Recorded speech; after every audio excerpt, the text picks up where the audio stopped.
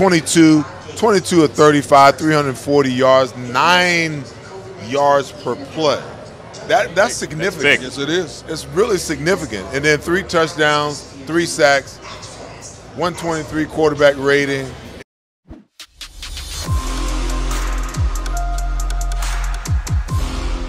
Score and save in southeastern PA and Delaware with Colony Pools this football season, and let the experts close your pool with a custom Merlin safety cover in green for the birds. And if you join our Winter Watch team, we'll give you another 20% off, and Colony Pools will handle it all. Keep your tiles on your pool, not in your pool. Fly with Colony right now, Birds fans. Visit flywithcolony.com.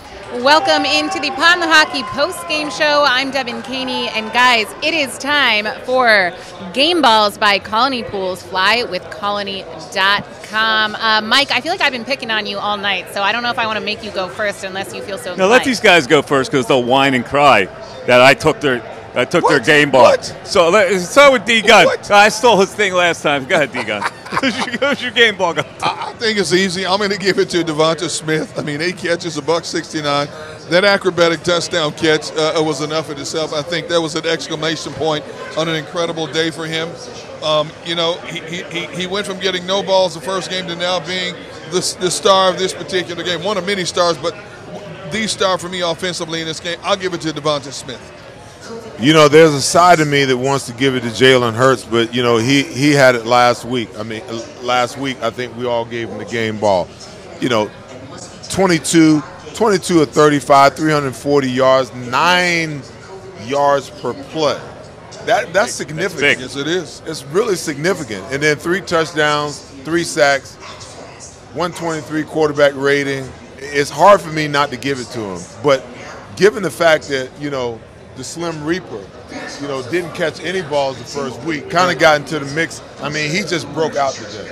I mean, he was just having his way, dealing and doing whatever it is that he wanted to do, and they had no answer for him. So similar to how A.J. Brown did week 1. So, you know, my player of the game, my game ball goes to Devonta Smith. I'm going to give my game ball to Carson Wentz because he's never going to get another game ball the rest of his career.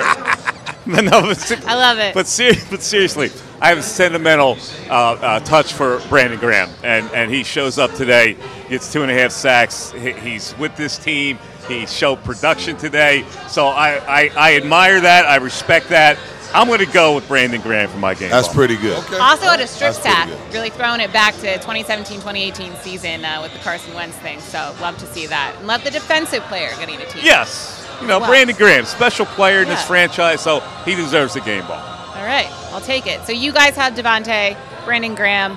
Aside from giving them like your one game ball, who else, do you have any honorable mentions? Anyone you want to shout out on defense for you guys, offense for you, Mike? You know, I was – when you pick defense, I mean, it clicked in my mind. I'm like, how in the hell can I pick an offensive player when the defense has 9 sacks in a game, okay? I'm going to go way off the beaten trail, and y'all are probably going to fall off your seats, and everybody that's watching is going to fall off their seats. You know, I'm going to give an honorable mention to Jonathan Gannon, man. Oh. Can't argue against that. Cannot argue against that. I'm just going to say it and leave it there. I ain't even going to expound on it. Seth, are you on the bandwagon? I just said I'm going to give him an honorable mention. You know, Okay. there's a difference between first team All-American, second team All-American, and honorable mention. I said I'm going to give him an honorable mention. Is he close to winning you over? Honorable mention.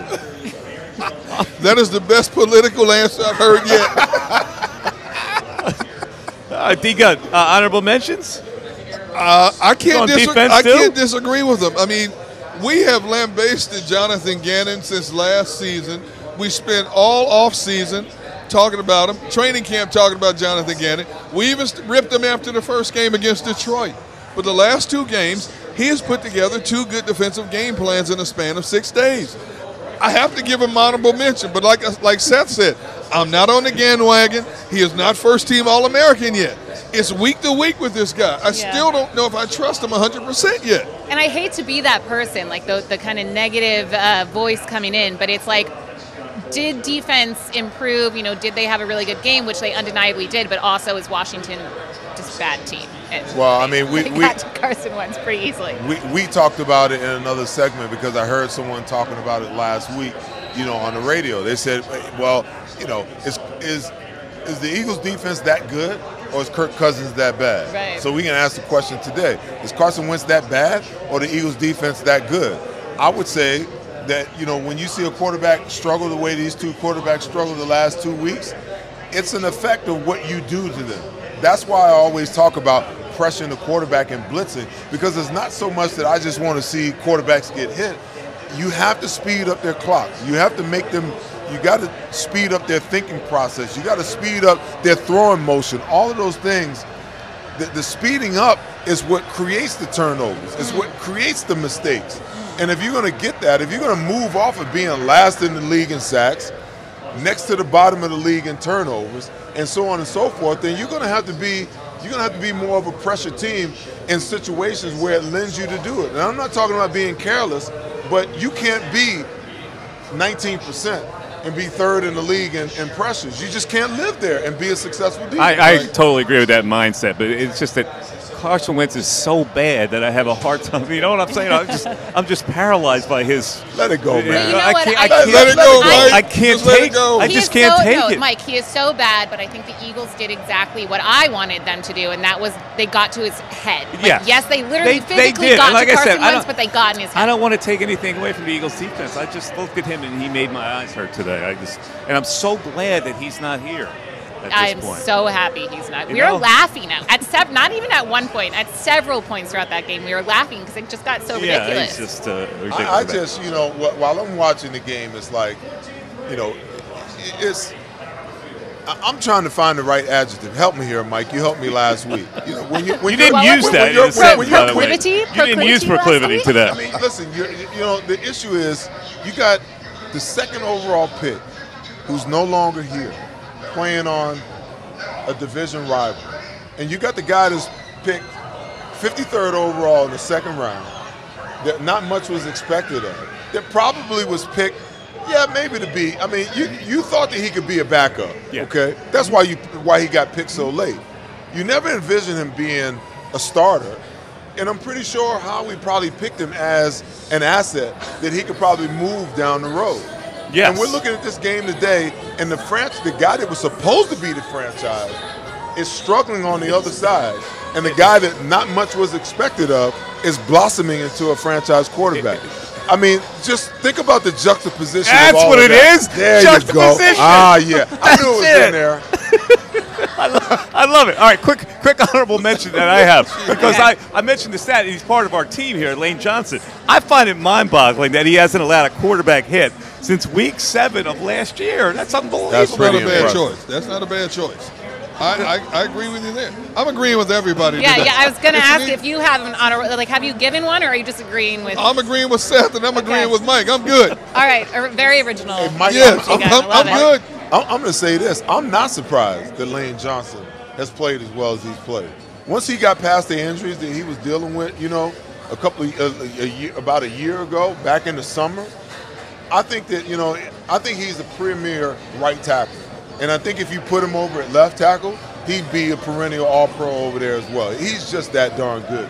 Yeah, he really is. You would think like somebody slips him and gets a hit on a quarterback, just like one simple hit.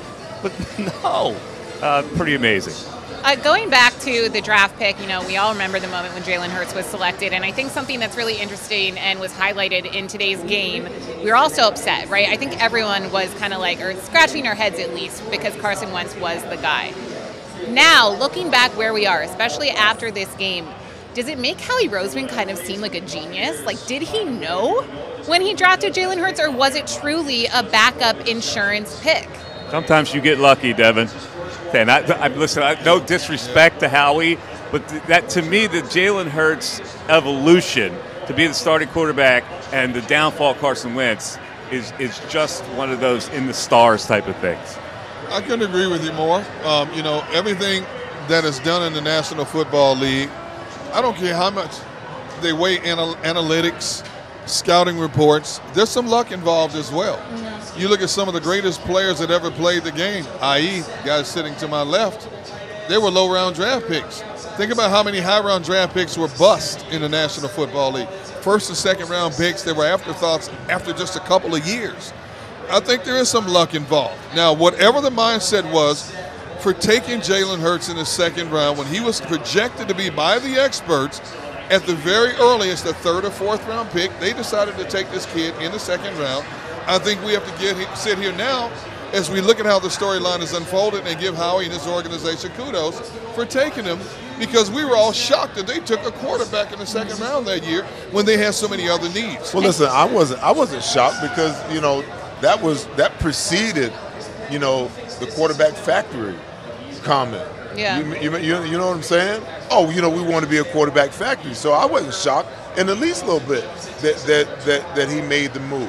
You know, and my thing, you know, to your point, D-Gun, there's no exact science to how you evaluate these players. And the problem is, you know, you go to Indianapolis, these guys have learned how to game the system.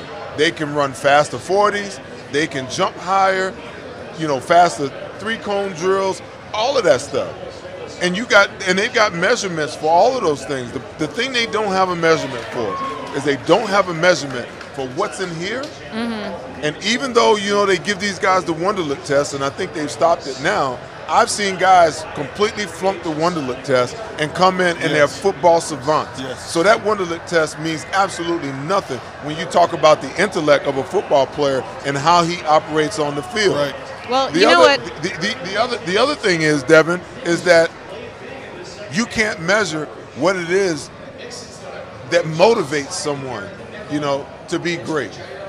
And the difference between when you're a first-round pick and you're a late-round draft pick, the difference of what's expected of you and you having to be able to take advantage of your opportunity when it presents yourself, because that door might only be open for you once as a seventh-round draft pick, but for a first-round draft pick, that door is open for 3 years minimum.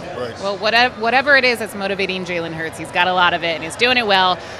We are going to go to break. We have one final segment coming up, so stick around. This is Upon the Hockey Postgame Show.